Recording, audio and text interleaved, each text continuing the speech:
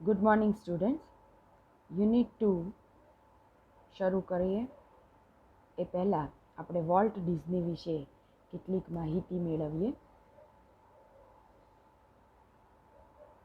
Volt ડિઝનીનો જન્મ 1946માં થયો હતો અને એમણે ધ વોલ્ટ ડિઝની કંપની નામની કંપની બનાવી હતી, એની સ્થાપના કરી હતી, કે જે તમે જાણો જ છો કે આજ સુધી કાર્યરત છે અને વિવિધ કાર્ટૂન ફિલ્મ્સ અને એનિમેશન ફિલ્મ્સ બનાવે છે.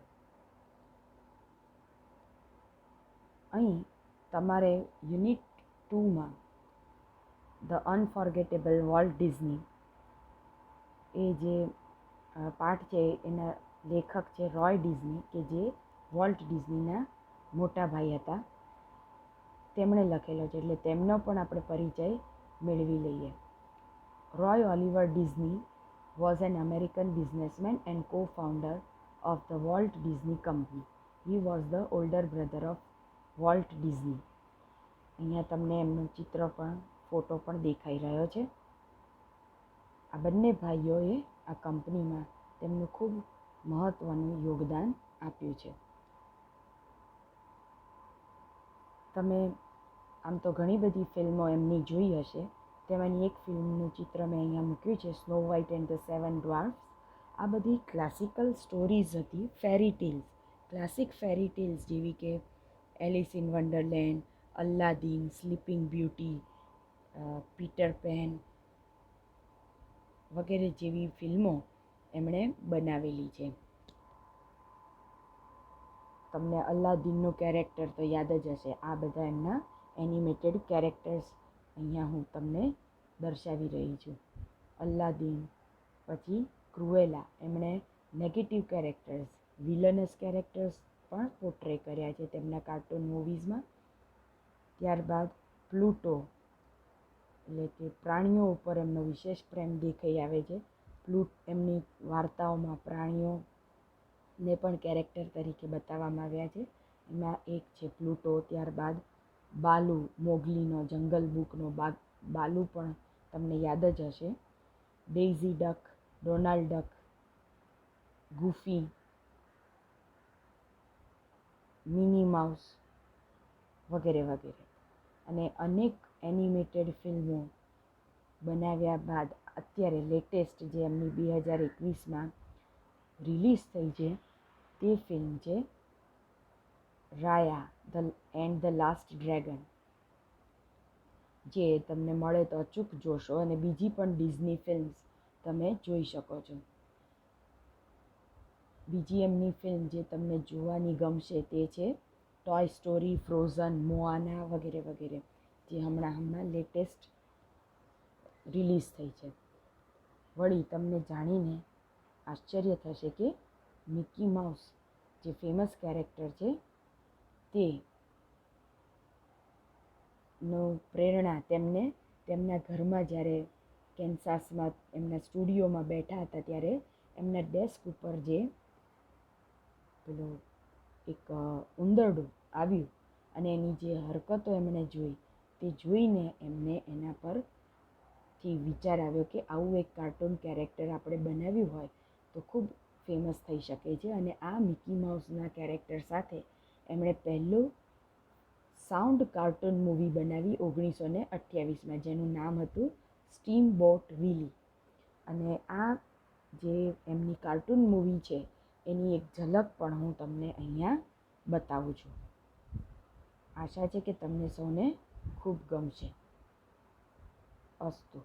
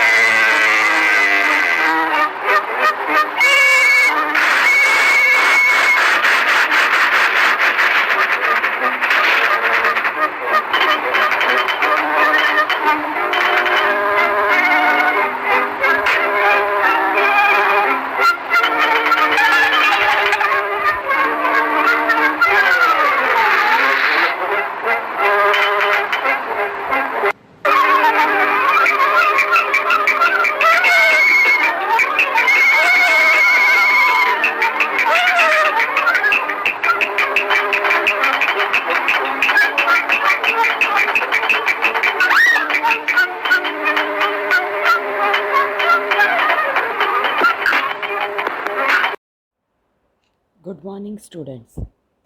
આજે આપણે યુનિટ 2નું read 1 unforgettable Walt Disney.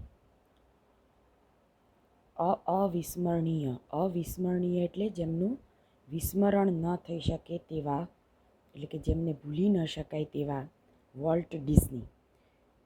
Walt Disney વિશેની માહિતી આપણે મેળવી લીધી. ત્યારબાદ આપણે વોલ્ટ ડિઝની વિશે તેમના ભાઈ રોય ડિઝની દ્વારા આપવામાં આવેલ માહિતી આ પાઠમાં જોઈશું.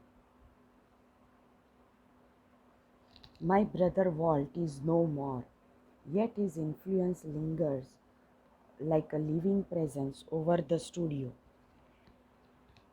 રોય ડિઝની લખી રહ્યા છે આ પાઠ અને જણાવે છે કે મારો ભાઈ જે છે એ is no more, in the sense no more એટલે એ હયાત નથી, અને માટે નો મોરનો અર્થ થશે હયાત ન હોવું.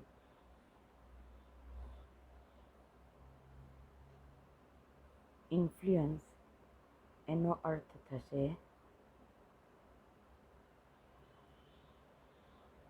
અસર, ઇમ્પ્રેશન,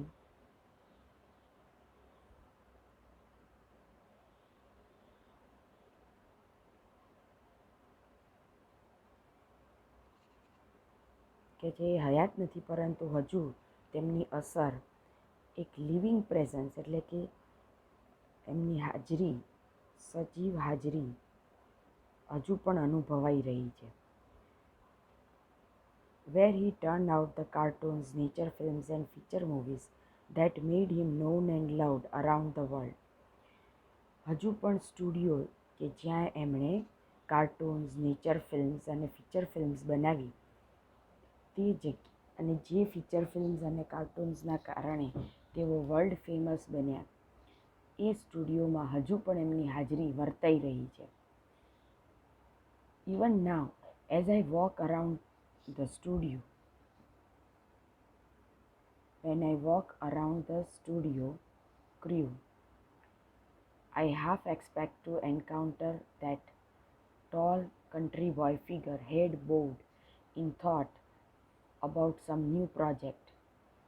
આજે પણ એ જ્યારે સ્ટુડિયોમાં મુલાકાત લેતા હોય ત્યારે લગભગ એમને એવી આશા જન્મે છે કે હમણાં એ ટોલ એટલે કે ઊંચો, કન્ટ્રી બોય એટલે ગામડામાંથી આવતો એક સીધો સાદો છોકરો. હેડ બોવડ ઇન થોટ મીન્સ વિચારોમાં ગરકાવ થઈને, જે માથું ઊંચું નાખીને જે રીતે વિચારો કરી રહ્યો હોય એવો મને જોવા મળશે. એટલે કે હજુ પણ એને લાગે છે કે એ વ્યક્તિ ક્યાંક આસપાસ છે અને એને જોવા મળશે. Walt was so much the driving force behind all we did, from making movies to building Disneyland, that people constantly mention his name as if he were still alive. આજે પણ એમની હાજરી કેમ વર્તાય છે? કેમ કે વોલ્ટ ડિઝની છે એ ડિઝની કંપની જે છે એના દરેક કાર્યમાં એક ડ્રાઇવિંગ ફોર્સ હતા, એટલે કે પ્રેરણા સ્ત્રોત હતા. ડ્રાઇવિંગ ફોર્સનો અર્થ થશે પ્રેરણા સ્ત્રોત, અને ડ્રાઇવિંગ ફોર્સની સાથે હંમેશા પ્રેપોઝિશન બિહાઇન્ડ વપરાય, એટલે કે પાછળ. આ દરેક પ્રોજેક્ટ અને દરેક જે ડિઝનીલેન્ડ બનાવવું કે મૂવી બનાવવી, એ દરેકની પાછળ જો કોઈ પ્રેરણા સ્ત્રોત હોય તો એ છે વોલ્ટ ડિઝની. અને લોકો એમનું નામ એટલી બધી વાર કોન્સ્ટન્ટલી મેન્શન કરે છે, વારંવાર એમનું નામનો ઉલ્લેખ થાય છે, એઝ ઇફનો અર્થ થાય છે જાણે કે એ આજે પણ જીવિત હોય. As if he were still alive.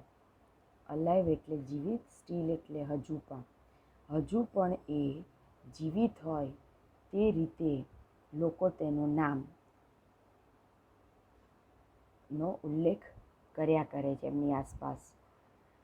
Every time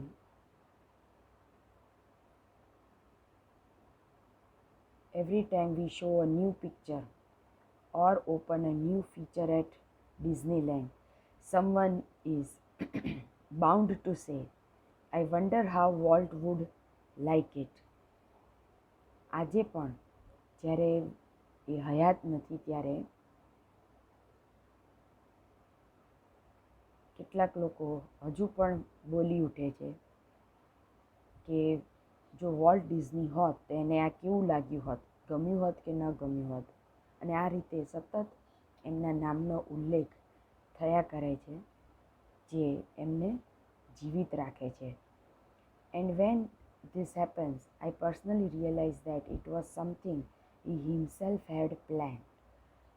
અને જ્યારે આવું બને છે કે દરેક વ્યક્તિ દરેક પ્રોજેક્ટની શરૂઆત કરે ત્યારથી લઈને તો પૂરો થાય ત્યાં સુધી વારંવાર વોલ્ટ ડિઝનીનો ઉલ્લેખ કર્યા વગર રહી નથી શકતું.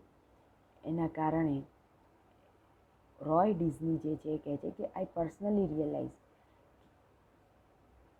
કે મને પોતાને એવું લાગી રહ્યું છે, એવો અનુભવ થાય છે કે that it was something he himself had plan.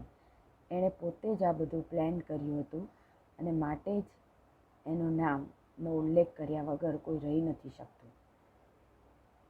For my imaginative ઇન્ડસ્ટ્રીયસ brother left enough project in progress to keep the rest of us busy for many years. Roy Disney પોતાના ભાઈ માટે વિશેષણ વાપરે છે. કયા? Imaginative and ઇન્ડસ્ટ્રીયસ. ઇમેજિનેટિવ એટલે કલ્પનાશીલ અને ઇન્ડસ્ટ્રીયસનો અર્થ થાય ઉદ્યમી, હાર્ડવર્કિંગ.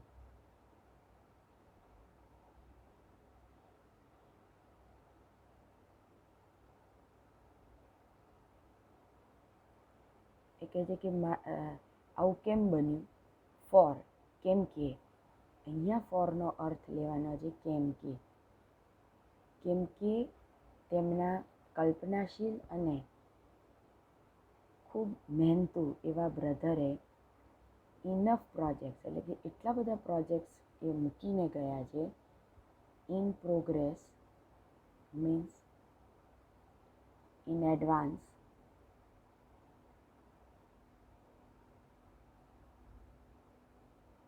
એટલા બધા પ્રોજેક્ટ એ આપીને ગયા છે કે આજે પણ એ લોકો બિઝી રહે છે અને ઘણા બધા વર્ષો સુધી તેમને બિઝી રાખી શકે એટલા પ્રોજેક્ટ એ પ્લાન કરીને ગયા છે. અને એટલે જ આજે પણ એ જ્યારે એમની વચ્ચે નથી ત્યારે પણ તેમની હાજરી એ લોકોને વર્તાય છે. Walt was a complex man. Complex એટલે જટિલ. અહીંયા આપણે લેવાનો ડિફિકલ્ટ ટુ અન્ડરસ્ટેન્ડ. ઇઝીલી કોઈને આપણે ઓળખી ન શકીએ અથવા સમજી ન શકીએ એને આપણે કહીએ કોમ્પ્લેક્સ. વસ્તુ પણ કેટલીક કોમ્પ્લેક્સ હોય છે, પરિસ્થિતિ કોમ્પ્લેક્સ હોય છે, કેમ કે problems, situations are difficult to understand. અને ત્યારે આપણે કહીએ કે ધીઝ આર કોમ્પ્લેક્સ થિંગ્સ. તો અહીંયા વાત કરી છે વોલ્ટ વિશે કે Walt was a complex man. એ બહુ જટિલ માણસ હતા, સમજવા અઘરા હતા. To the writers, producers and animators. હવે એનિમેટર શબ્દ આવ્યો એનિમેશન પરથી.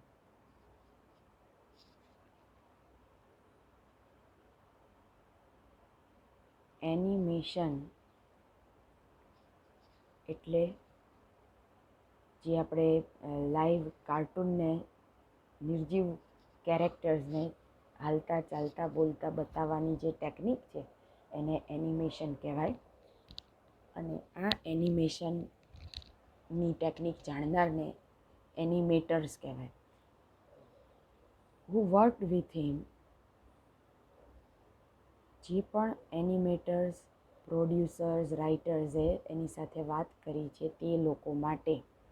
He was a genius who had an extraordinary ability to add an extra stroke of imagination to any story or idea.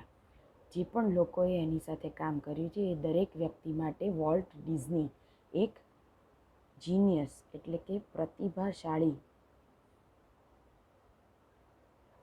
વ્યક્તિ હતા કે જે હંમેશા તેમની અદ્વિતીય, એક્સ્ટ્રાઓર્ડિનરી એટલે અદ્વિતીય, એબિલિટી એટલે આવડત, સ્ટ્રોક એટલે એક લસરકો, એક આઈડિયા. અહીંયા અર્થ એવો લેવાનો છે કે એક નાનકડા અમથા આઈડિયાથી એ કોઈ પણ સ્ટોરી કે વાર્તા કે આઈડિયાને એક નવું જ કલ્પનાને ઝલક આપી દેતા હતા, લસરકો આપી દેતા હતા. એટલે અહીંયા સ્ટ્રોકનો અર્થ લેવાનો કે એક રેર ઇમેજિનેશનના એક ઝલક માત્રથી એ આખા સ્ટોરી કે આઈડિયાને ખૂબ સરસ રીતે બદલી શકતા હતા. To the millions of people who watched his TV show, he was a warm, kindly personality, bringing fun and pleasure into their homes.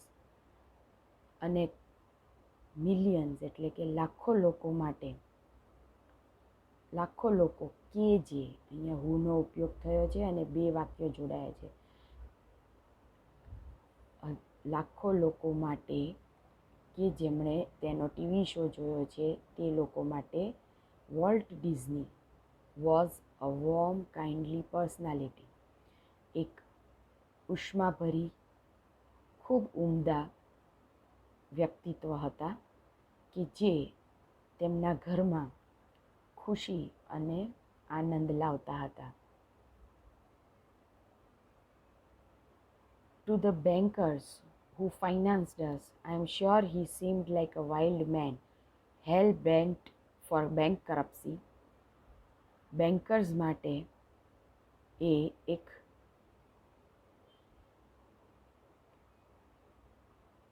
હવે અહીંયા વાઇલ્ડ મેન એટલે જંગલી માણસ એમ અર્થ નથી. Wild man means a very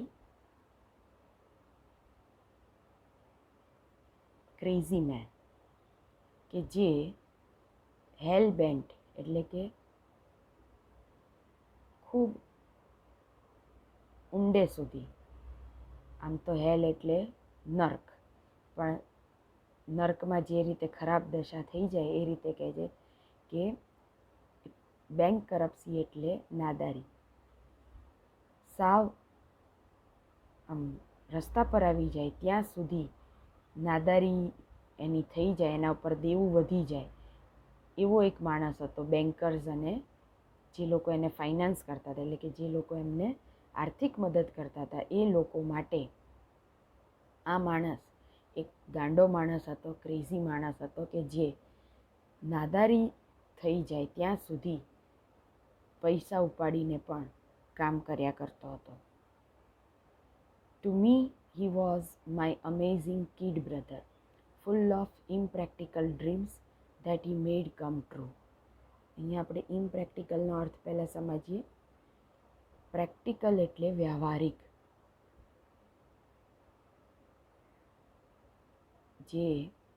જેને દુનિયાદારીનું ભાન હોય, જે સમજી વિચારીને પગલાં ભરે એને પ્રેક્ટિકલ કહેવાય. પણ વોલ્ટ ડિઝની ઇમ્પ્રેક્ટિકલ હતા. હવે આમ તો પ્રેક્ટિકલ એ પોઝિટિવ બાબત છે ને ઇમ્પ્રેક્ટિકલ એ નેગેટિવ બાબત છે, પણ વોલ્ટ ડિઝનીના કેરેક્ટરની સરખામણી જો કરીએ તો એમના માટે ઇમ્પ્રેક્ટિકલ શબ્દ અહીંયા નેગેટિવ સેન્સમાં નથી વપરાયો, પરંતુ ઘણો બધો પોઝિટિવ અર્થ છે અહીંયા. કે કેમ કે એ ઇમેજિનેટિવ હતા, ખૂબ કલ્પનાશીલ હતા. એટલે ઘણી બધી વાર એવું બને કે લોકોને એના પ્રોજેક્ટ, એના સપના એ ઇમ્પ્રેક્ટિકલ લાગે એટલે કે અવ્યવહારુ લાગે. એટલે ઇમ્પ્રેક્ટિકલનો અર્થ થશે અવ્યવહારુ, ઇમેજિનરી લાગે. પરંતુ આ જ ઇમ્પ્રેક્ટિકલ ડ્રીમ્સના કારણે અને એમણે એટલા સાચા કર્યા. એમણે જે પણ પ્રોજેક્ટ હતા, જેને લોકોએ ઇમ્પ્રેક્ટિકલ ડ્રીમ્સ કીધા, અવ્યવહારુ સપના કીધા, એ સપના એમણે પોતાની મહેનતથી અને ધગશ વડે પૂરા કર્યા. હી મેડ ધેમ કમ ટ્રુ. એને સાર્થક કર્યા. આવો માણસ હતો એમના ભાઈ માટે. એટલે એમનો ભાઈ કહે છે કે ટુ મી, એટલે કે મારા માટે એ એક અમેઝિંગ કિડ બ્રધર હતા. એ ભાઈ હતા એમના, અને full of impractical dreams that he made come true. એવો માણસ હતો કે જે પોતાના અવ્યવહારુ સપનાને સાચા કરી બતાવતો હતો. The apple orchid and weeping willows stand green and beautiful at our farm, where Walt sketched his first animals. Apple orchid હોય અને ત્યાં આગળ, એટલે કે જે એપલ ફાર્મ હોય, અને વિલોઝ જે ગ્રીન એન્ડ બ્યુટિફુલ ઓલ્ડ ફાર્મમાં હોય, ત્યાં આગળ એ બેઠો બેઠો એના એનિમલ કાર્ટૂન કેરેક્ટર્સને એ સ્કેચ કરતા. He recalled how Walt and I would snuggle together in bed and hear the haunting whistles of locomotive passing in the night. અને આજે પણ યાદ કરે છે. રિકોલ કરવું મીન્સ રિમેમ્બર, યાદ કરવું, કે કેવી રીતે પથારીમાં બંને જણ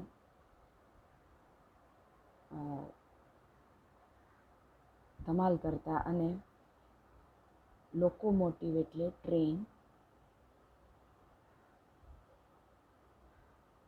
ટ્રેનની વિસલનો અવાજ એ સાંભળતા. Our uncle Mike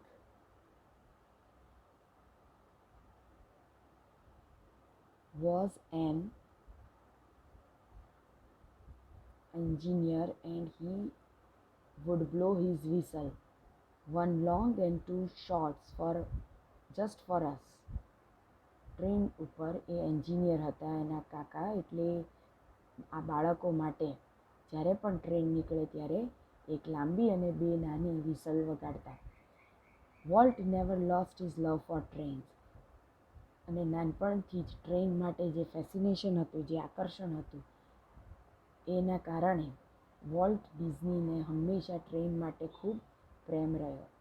years letter, અને વર્ષો પછી, an old fashion train was one of the first attractions at Disneyland.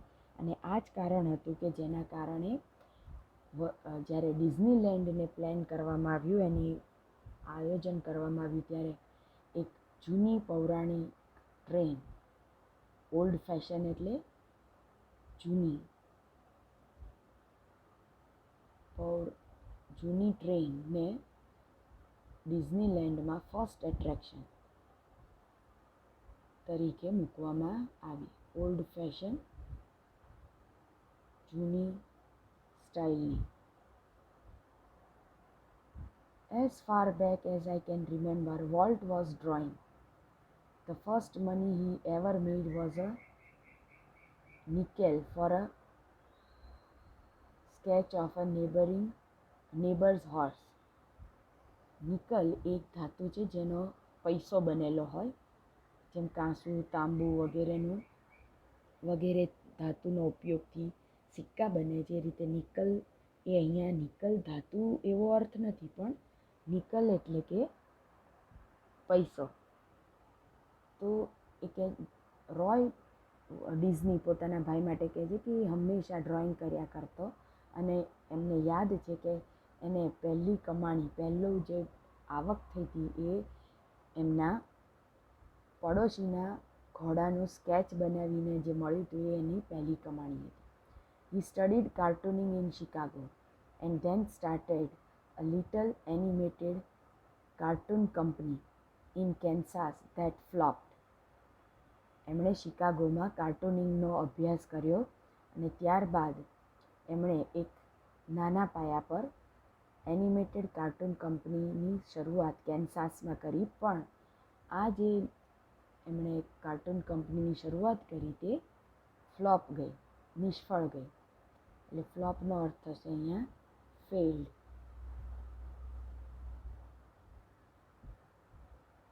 I was in Los Angeles when Walt was just 21. Decided to try his luck in Hollywood. છેવટે એ એમના ભાઈ પાસે 21 વર્ષની ઉંમરે હોલિવૂડમાં પોતાનું નસીબ અજમાવવા માટેનો વિચાર લઈને આવ્યા. અહીંયા ટ્રાય હિઝ લક, ટ્રાય હિઝ લક મીન્સ નસીબ અજમાવવું.